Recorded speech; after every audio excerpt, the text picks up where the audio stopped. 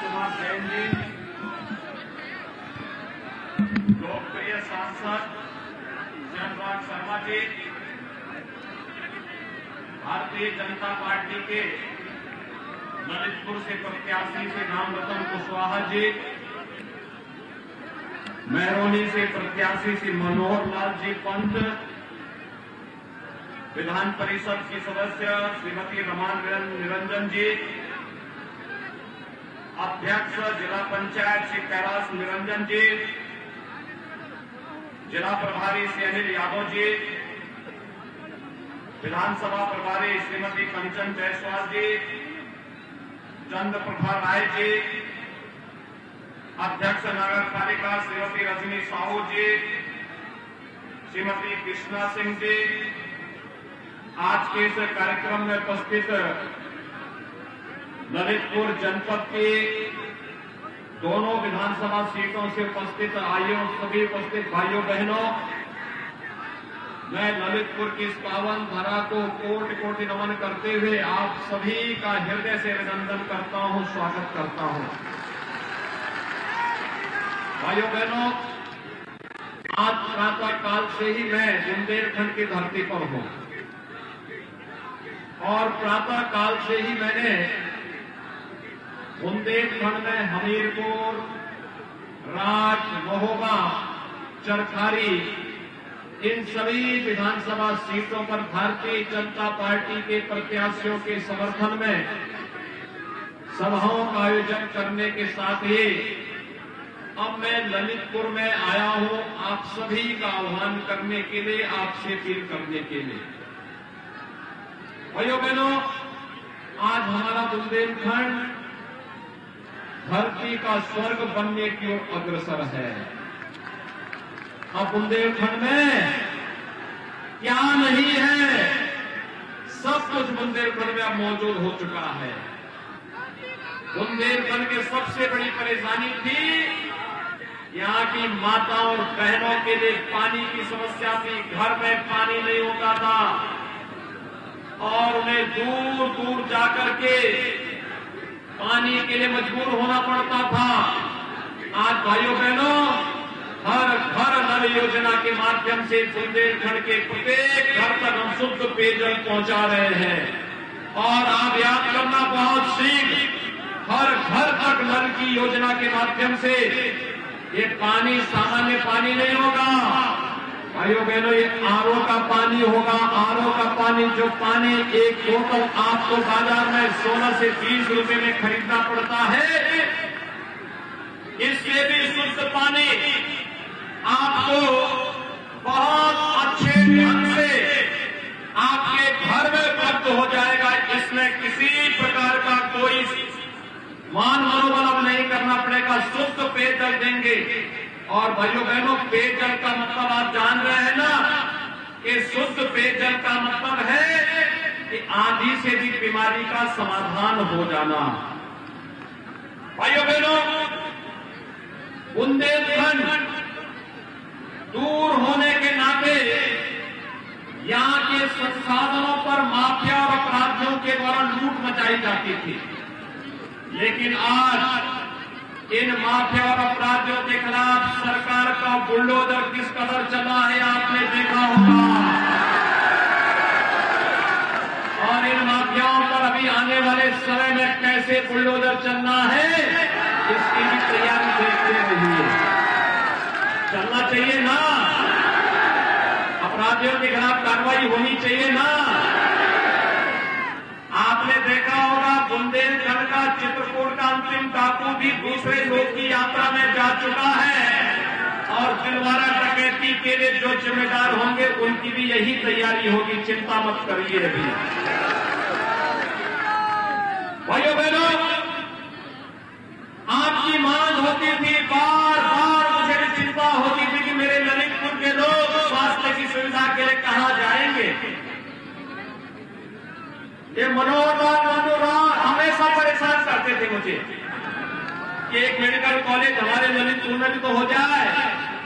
मैंने कहा क्या मेडिकल की पढ़ाई आपने की है? तो लालू डालते हैं कि मैं पढ़ा तो नहीं हूं लेकिन अपने ग्रैंडसन को जरूर मेडिकल कराऊंगा। मैंने कहा तब तो मेडिकल कॉलेज आपके ललितपुर में ही देंगे। और भाइयों बहनों, आपके ललितपुर मेडिकल कॉलेज का काम प्रारंभ हो गया है ना? काम प्रारंभ हो गया है। 2023 में यहां पर हम मेडिकल की परीक्षा, मेडिकल की एडमिशन भी प्रारंभ करवा देंगे। और भाइयों बहनों, फिर ललितपुर में स्वास्थ्य का एक उत्तम केंद्र तो होगा ही होगा, लेकिन साथ साथ डॉक्टर बनाने का भी एक संस्थान ललितपुर वासियों को ललितपुर के अंदर प्राप्त हो जाएगा। भाइयों बहनों, ललितपुर में बुंदेलखंड का सबसे अच्छा जल संसाधन, लेकिन अभी केन बेतवा नहर को नदियों को जोड़ने दीजिए। आप याद करना, ये पूरा क्षेत्र पर्यटन के साथ साथ तमाम अन्य संभावनाओं को आगे बढ़ाता हुआ दिखाई देगा। और इसीलिए ललितपुर की इन संभावनाओं को आगे बढ़ाने के लिए आज मैं आपके बीच में यहां पर उपस्थित हुआ हूं। भाइयों बहनों, आपने हमें पिछली बार सांसद भी दिया। अनुराग जी यहां से सांसद बने, उससे पहले उमा भारती जी यहां से सांसद थी। और हमारे दोनों विधायक 2017 में आपने दिए, राम रतन कुशवाहा जी को, फिर से मनोहर लाल पंत को भी। मनोहर लाल पंत भोले वाले आदमी, लेकिन उनका भोलापन बहुत बार जब ललितपुर के विकास की बात आती है, ये कहते थे कि क्या ललितपुर में उड़न खटोला उड़ेगा? हमने कहा क्या चाहते हो? तो इन्होंने कहा कि उड़न खटोला के लिए हम भी चाहते हैं। तो मैंने कहा एयरपोर्ट बोलो ना। कहा एयरपोर्ट, लेकिन मैं गांव की भाषा में बोल रहा हूं। और भाइयों बहनों, आपका ललितपुर में एयरपोर्ट हम दे रहे हैं ना। ललितपुर में एयरपोर्ट भी बन रहा है। और ललितपुर को बैठे आप, कौन घंटे में दिल्ली पहुंच जाएंगे, आधे घंटे में लखनऊ पहुंच जाएंगे, 1 घंटे में मुंबई पहुंच जाएंगे। और दुनिया के किसी भी देश में जाने के लिए आने वाले समय में ललितपुर का एयरपोर्ट ही आपके लिए तैयार हो जाएगा। भाइयों बहनों, हमारे दोनों विधायकों ने विकास के लिए अनुराग शर्मा जी के साथ मिलकर के पूरी मेहनत की। और वर्तमान में पूरी दुनिया कोरोना महामारी का सामना कर रही है। इस सदी की सबसे बड़ी महामारी है। और महामारी के कारण दुनिया के अंदर लाखों लोग मर चुके हैं। भाइयों बहनों, हर मौत दुखद है। लेकिन मैं आप सबसे कहना चाहता हूं कि इस कोरोना कालखंड में आपका हालचाल पूछने के लिए या तो भारतीय जनता पार्टी की डबल इंजन की सरकार थी, या फिर दोनों विधायक और सांसद थे, या भाइयों बहनों भारतीय जनता पार्टी के पदाधिकारी आपके बीच में थे। कांग्रेस, सपा, बसपा के लोग आपके बीच में कहीं आए थे क्या? फ्री में टेस्ट, फ्री में उपचार और फ्री में वैक्सीन भी। कितने लोगों ने वैक्सीन ले ली है? अभिनंदन आप सबका। ये वैक्सीन कोरोना के खिलाफ देश की लड़ाई का प्रतीक है। और भाइयों बहनों, इसी वैक्सीन के कारण उत्तर प्रदेश में 100% लोगों ने वैक्सीन की पहली डोज ले ली है। दूसरी डोज लेने वाले 75% से अधिक हो गए हैं। और इसी वैक्सीन ने, भाइयों बहनों, इसी वैक्सीन ने आपकी जान को बचाया है। कोरोना की तीसरी वेव को पूरी तरह रोक दिया है। आप मुझे बताइए, जो लोग वैक्सीन के बारे में भ्रम पैदा कर रहे थे, वे सही काम कर रहे थे क्या? वे तो आपके जीवन के साथ खिलवाड़ कर रहे थे। वे लोग आपके जीवन के साथ खिलवाड़ कर रहे थे। और मैं इसीलिए आपके बीच में आया हूं। वैक्सीन से जान बची है। विरोधी उस समय कहते थे कि ये जो है वैक्सीन, ये वैक्सीन तो मोदी वैक्सीन है, ये भाजपा वैक्सीन है। आज उनको जवाब दीजिए, ये मोदी वैक्सीन से ही जान बची है। इसी मोदी वैक्सीन और भाजपा वैक्सीन से जान बची है तो वोट भी यही जाएगा। बोलेंगे सभी लोग सहमत हैं? भाइयों बहनों, विरोधियों को जवाब देने की आवश्यकता है। और अब तक की किसी भी महामारी में एक काम होता था, बीमारी से तो मौत होती थी, उससे ज्यादा मौतें होती थी भूख से। डबल इंजन की सरकार है, 2 बार राशन मिल रहा है कि नहीं मिल रहा है? मिल रहा है ना। ये राशन क्या 2017 के पहले भी मिलता था? आज मिल रहा है ना।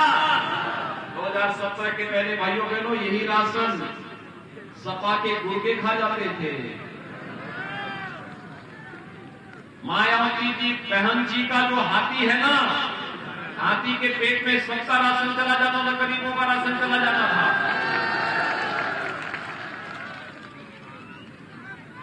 और भाइयों बहनों, आज हर गरीब को 2 बार महीने में राशन देने का काम किया जा रहा है। और एक बार तो दाल भी दिया जाता है और रिफाइंड तेल भी दिया जाता है। मिल रहा है कि नहीं मिल रहा है? अच्छा मुझे बताओ, 2017 के पहले आपको बिजली मिलती थी? बिजली में भी घोटाला। आज तो बिजली मिल रही होगी ना। भाइयों बहनों,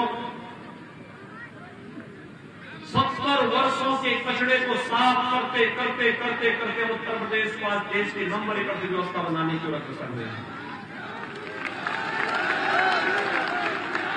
उत्तर प्रदेश और बुंदेलखंड को धरती पर सबसे सुंदर जगह बनाने की ओर अग्रसर हुए हैं। आज बुंदेलखंड में पाइप पेयजल की योजना भी है। आज बुंदेलखंड में एयरपोर्ट भी बन रहे हैं। आज बुंदेलखंड में हर खेत को पानी, और याद करना बुंदेलखंड में हम डिफेंस कॉरिडोर भी दे रहे हैं। पिछली सरकार क्या बनाती थी? समाजवादी पार्टी के गुर्गे जगह जगह तमंचा बनाते थे और फिर राहदरी करवाते थे, लूटपाट करवाते थे। हमारी सरकार आई, तमंचों की फैक्ट्री बंद। ये जो अभी कुछ हो रहा है ना, ये जो अभी 4 सालों तक 4.5 वर्षों तक दिनों के अंदर दुबके हुए थे, इलेक्शन कमीशन की नोटिफिकेशन के बाद थोड़ा बिल लाने लग गए हैं। इंतजार मत, 10 मार्च तक इंतजार करिए। 10 मार्च के बाद इनको फिर बिलों के अंदर घुसाएंगे।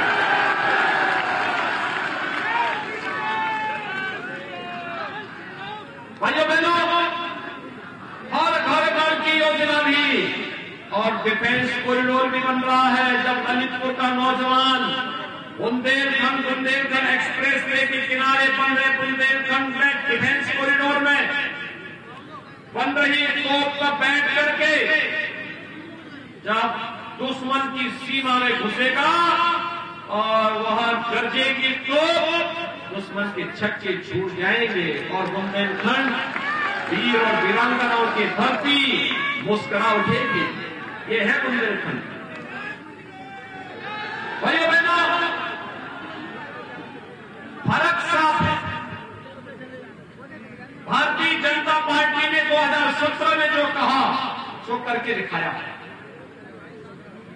हमने कहा था ना अयोध्या में भगवान राम का मंदिर बनेगा, आज बन रहा है ना।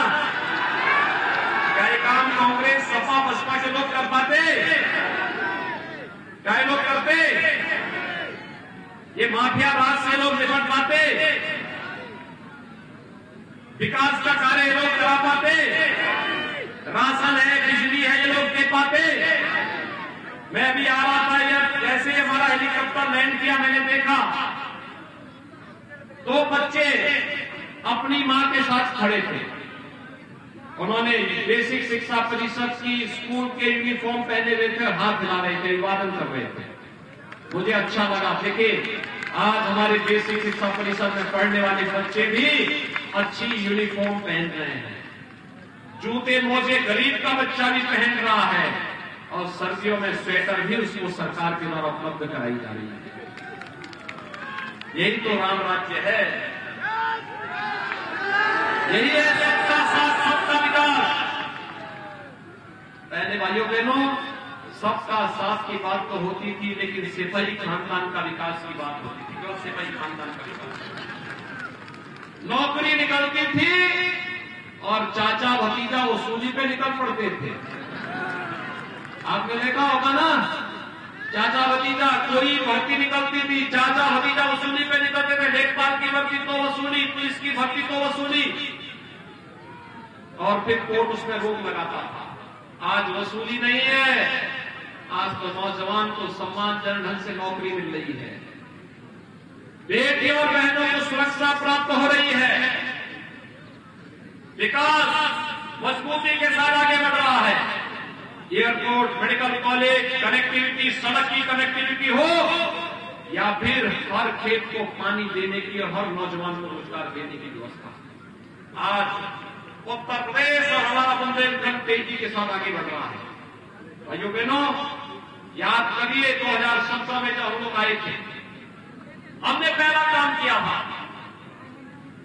86 लाख किसानों का 36,000 करोड़ रुपए के कर्ज माफी का, और ललितपुर में 55,800 से अधिक किसानों का कर्ज माफ हुआ था। 55,815 किसानों का। प्रधानमंत्री किसान सम्मान निधि में 2,41,000 किसान ललितपुर के अंदर 6,000 रुपए सालाना प्राप्त कर रहे हैं प्रधानमंत्री किसान सम्मान निधि में। और भाइयों बहनों, समाजवादी पार्टी ने दिव्यांगजनों की, विधवा महिलाओं की और वृद्धजनों की पेंशन रोक दी थी। हमारी सरकार प्रदेश के अंदर 1 करोड़ ऐसे लोगों को जो दिव्यांगजन हैं, निराश्रित महिलाएं हैं, बुजुर्ग हैं, उन लोगों को 12,000 रुपए सालाना पेंशन दे रही है, जिसमें आपके ललितपुर के 6,093 दिव्यांगजन भी हैं, 20,999 निराश्रित महिलाएं भी हैं, और 46,863 वृद्धजनों को 12,000 रुपए सालाना पेंशन देने का कार्य हमारी सरकार कर रही है। भाइयों बहनों, अगर मैं प्रधानमंत्री आवास योजना की बात करूं, प्रधानमंत्री आवास योजना समाजवादी पार्टी की सरकार ने गौर से सुना। समाजवादी पार्टी की सरकार ने 5 वर्ष में 18,000 लोगों को भी मकान नहीं दिया था। हमारी सरकार ने पूरे प्रदेश में 43,50,000 गरीबों को एक मकान दिया है। 43,50,000। और आपके ललितपुर में 49,478 गरीबों को 49,478 गरीबों को एक आवास प्रधानमंत्री आवास योजना या मुख्यमंत्री आवास योजना में मिले हैं, अकेले कलेक्टर में। भाइयों बहनों, अब तो हम लोग युवाओं को नौकरी ही नहीं दे रहे हैं, बल्कि उनको हम स्मार्टफोन और टैबलेट भी दे रहे हैं। ललितपुर के कुछ नौजवान स्मार्टफोन और टैबलेट दे चुके हैं। पूरे प्रदेश के अंदर 1 करोड़ नौजवानों को सुविधा दे रहे हैं। समाजवादी पार्टी ने चुनाव आयोग को शिकायत की, हो सकता रुका होगा। पहले हमने 1 करोड़ देने का लक्ष्य रखा था, जब इन्होंने शिकायत की तो हमने कहा 2 करोड़ नौजवानों को अगले 5 वर्ष के अंदर टैबलेट और स्मार्टफोन देने का काम करेंगे। भाइयों बहनों, ये लोग विकास के विरोधी हैं, माफिया राज के समर्थक हैं, अराजकता के समर्थक हैं, गुंडागर्दी इनके जीन्स का हिस्सा है, भ्रष्टाचार इनका संस्कार है। ये लोग क्या सेवा कर पाएंगे? सेवा, सुरक्षा, सम्मान और स्वावलंबन ये भारतीय जनता पार्टी का मंत्र है। प्रधानमंत्री के लिए सबका साथ, सबके विकास की बात की है। और भाइयों बहनों, उस सबका साथ, सबका विकास के लिए आपका विश्वास और आपका प्रयास भी आवश्यक है। भाइयों बहनों, 20 फरवरी को चुनाव होने हैं, और 20 फरवरी को किसके चरण के चुनाव में आप तैयार हैं चुनाव के लिए? मन्नूलाल भगत को और निर्वाण रतन कुशवाहा को फिर से विधानसभा में भेजेंगे ना?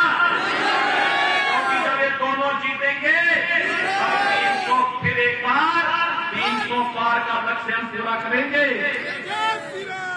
फिर एक बार 300 पार, फिर एक बार, और 300 पार कब होंगे? जब ललितपुर और महरौनी से भारतीय जनता पार्टी के प्रत्याशी जीतेंगे। तैयार हैं? दोनों हाथ ला करके बोलो तैयार हैं?